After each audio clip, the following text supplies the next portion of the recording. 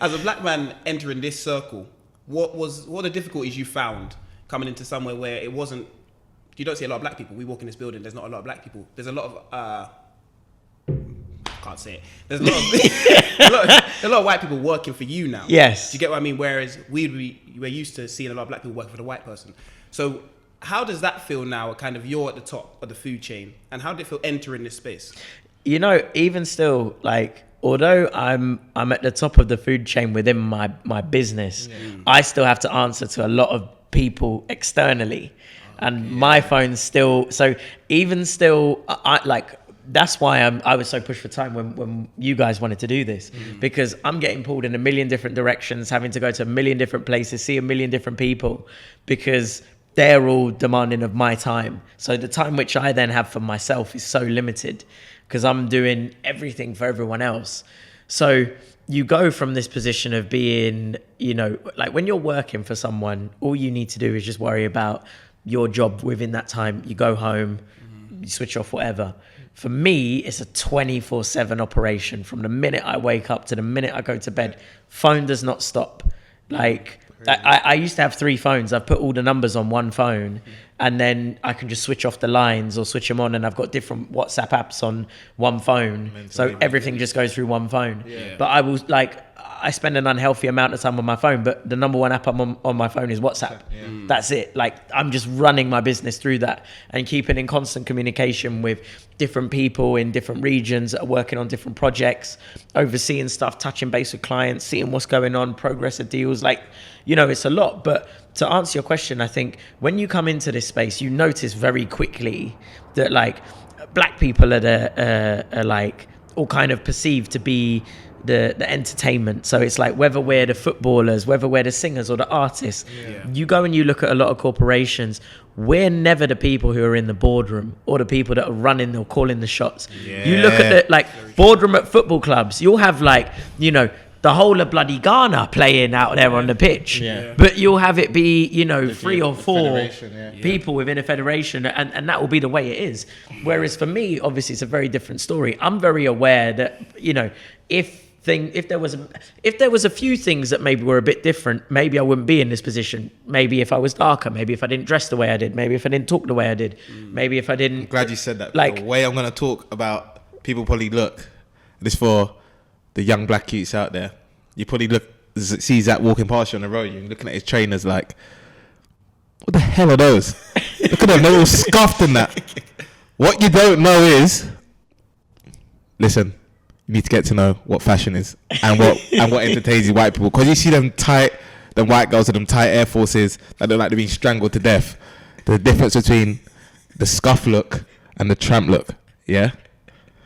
Because them CPs you got on, dangerous. Oh my God! Sorry. Yeah, sorry. No, it's like, but it's true though. It's like, true, I'm telling you. It's like even like these I wear on a day to day. The Golden Goose I love, and I wear a lot of Golden Goose, and it's like these trainers, I don't even know. I think they're like 400, 500, 600 pounds, something like that. Loro Piana's my favorite brand. Nothing has a label on it. Right. But things like, you know, costing upwards of like 800-900 pounds. Like even my polos from there, I think, are like 1,200. But people are like, but the thing is, when you're in a space of people who are dressing like that, and they know. And you have to look a certain way because people perceive you based on, like, and this is one thing I'll say.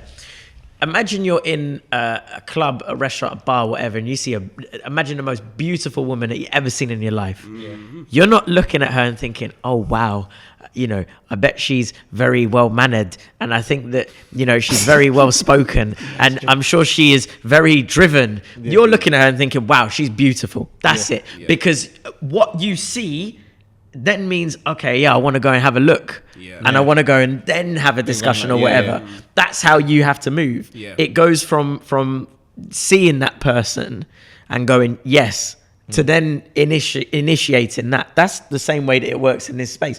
How I look when I walk into a room is one thing. Then it's how I speak. Then it's how I present myself. Once you cover those foundations, then it's a lot easier. That's why I think that, like, a lot of people, they want to be like, oh, you know, I'm black, I wear a tracksuit, I feel comfortable. But it's like, you can't fucking go and get a job and wear a bloody tech fleece and think that someone's going to take you seriously. Yeah. Like, you can't. Yeah, it's true. We spoke about the art of code switching, knowing when and how you have to do it. And I know you know you're the top Yeah, tier. yeah, exactly. It's the top tier level of code switching, because how you are with us off camera, to an extent, it is how you are with us on camera today, because it's us. Yeah. But you get what I mean. With other people in the office, you're a different type of way. No, you have to be. And the thing is as well, it's because different people will perceive you in different ways. So you have to then address that and know that to then be able to, you know, to do. Because the thing is, it's like this. Like, I understand people want to stay true to themselves and do things their way and whatever, and that's all well and good. But the issue that you're going to have is that if you stay so committed to doing things in a very specific way, it causes so many issues, because it's like, I'm staying true to myself, I'm not going to change for no one. Okay, well, where are you now versus 2 years ago versus 5 years ago? Same place you were. Because you haven't evolved. You have to change with the program. Because otherwise, like, no one comes along. If I didn't do what I did, no one's going to come along and give me an opportunity.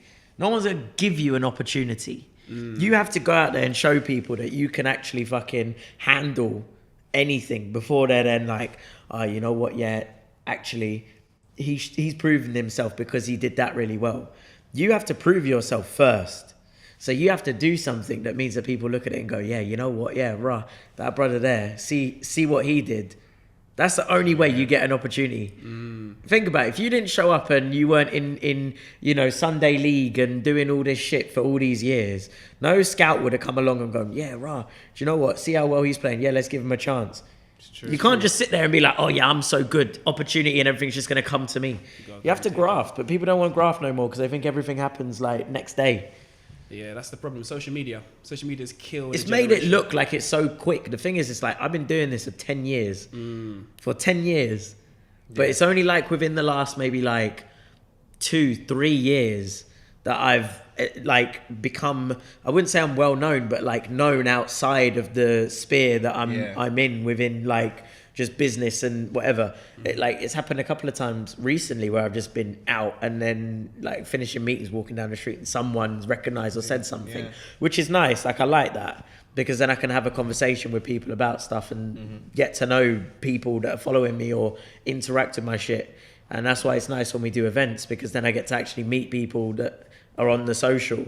But yeah, I think people, like, it's all well and good giving people information, but what they do with it's another thing. Whether or not they choose to listen to it or do something with it, that's up to them.